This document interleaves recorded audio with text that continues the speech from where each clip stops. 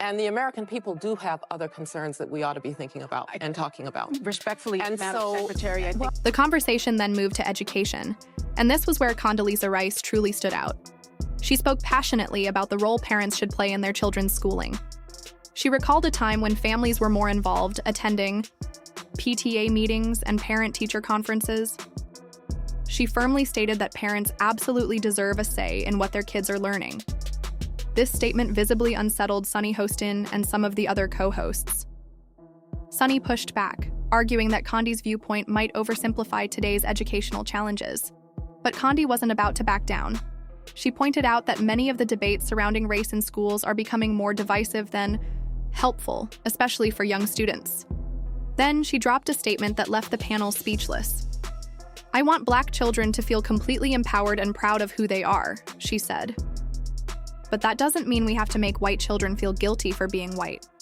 Sunny's reaction was priceless. She shifted in her seat, clearly caught off guard.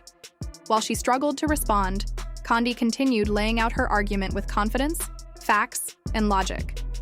The discussion then turned to race relations, making the debate even more intense. Sunny and the other co-hosts suggested that racial tensions in America are worse now than ever before. But Condi immediately challenged that idea. She reminded them of her own experiences growing up in Jim Crow-era Alabama. "Let's stop acting like things have never been worse," she said, saying that ignores all the progress we've made, and that's simply not true. Sunny's facial expressions spoke volumes. She wanted to push back, but Condi's personal experiences and well-reasoned arguments left her with little room to argue. This wasn't just another debate. It was a much-needed reality check. Condi's words struck a chord with many watching. She acknowledged that while challenges still exist, it's important to recognize how far society has come instead of constantly dwelling on division. Then came the moment that sealed the debate.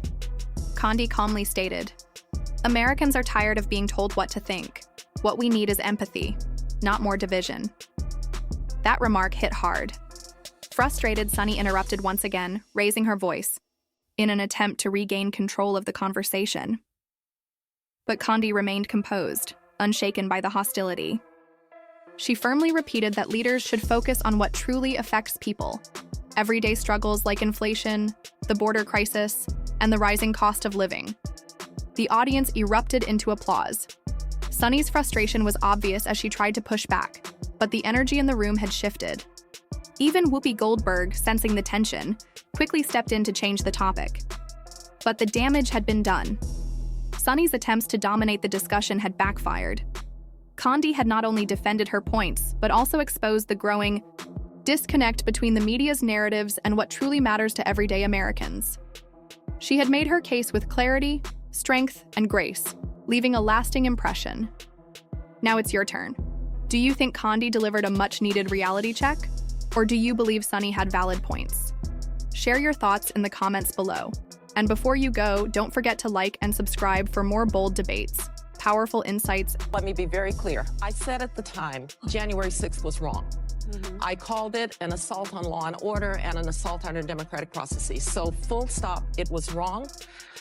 Law enforcement will determine what happened there, and those who violated the law ought to be punished. Now, I think what Senator McConnell may be referencing is, yes, it's time to move on in a lot of ways. I'm one who believes that the American people are now concerned about their what we call kitchen table issues, the price of gasoline, inflation. We ought to move on to the next generation, move ahead and deal with the American people's issues. It's really politically expedient for Mitch McConnell to say, let's move on, let's move on. The problem is that past will become prologue if we don't find out exactly what happened January 6th. And we will. So it's not time now. We will find out. We must find out. We will find out. Moving on. We will find out. But I'm going to tell you, I live in California, not Washington, D.C.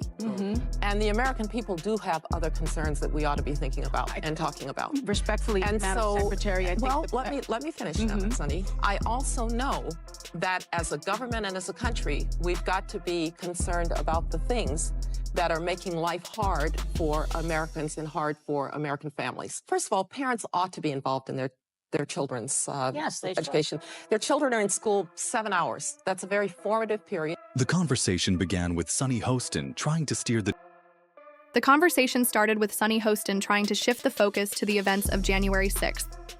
It was obvious she wanted to put Condoleezza Rice on the spot and challenge her views, but Condi was more than prepared. She firmly stated that what happened on that day was an attack on democracy and law and order. She made it clear that she did not support what took place. However, she quickly turned the conversation to what she felt mattered most to everyday Americans: rising gas prices, inflation, and the struggles families face daily. Sunny wasn't satisfied with that response. She cut in, insisting that ignoring the past could lead to history repeating itself. But Condi remained calm and composed. She pushed back, explaining that most people aren't sitting around worrying about history repeating itself.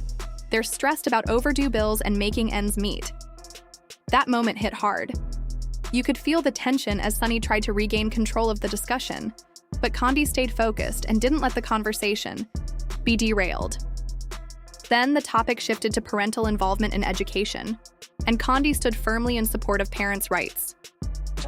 Their children are in school 7 hours. That's a very formative period. And I think parents ought to have a say. We used to have parent-teacher conferences. We used to have PTAs. There are lots of ways for parents to be involved, and they should be. My parents never thought I was going to grow up in a world without prejudice, but they also told me that's somebody else's problem, not yours. You're going to overcome it, and you are going to be anything you want to be. And that's the message that I think we ought to be sending to kids. One of the worries that I have about the way that we're talking about race is that it either seems so big that somehow white people now have to feel guilty for everything that happened in the past. I don't think that's very productive. Or black people have to feel disempowered by race.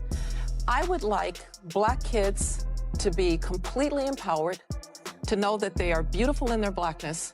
But in order to do that, I don't have to make white kids feel bad for being white. It goes back to how we teach the history. That's what I'm saying. We teach the good and we teach the bad of history. But what we don't do is make 7- and 10-year-olds feel that they are somehow bad people because of the color of their skin. We've been through that. Yes. And we don't need to do that. There are people who will say it feels worse now when we're talking about race, or it just feels like a divisive environment. It sure doesn't feel worse than when I grew up in Jim Crow, Alabama. Okay, so let's drop this notion that we're worse at race relations today than we were in the past. Really? That means we've made no progress. Condoleezza Rice, the former Secretary of State, walked into a tough situation and handled it with confidence. Sunny Hostin was clearly not expecting what came next. The conversation touched on major topics like the events of January 6th, education, and race relations. However, Condoleezza remained calm, responded with facts, and carried herself with grace. Her composure left Sunny visibly unsettled. Get ready, because this was one of the most intense debates ever seen on The View. The exchange was fiery and tensions ran high. But before we dive into the details, don't forget to like and subscribe for more sharp discussions and powerful moments. Now, let's break it all down, starting with Condoleezza's strong stance on why it's time to move forward from January 6th.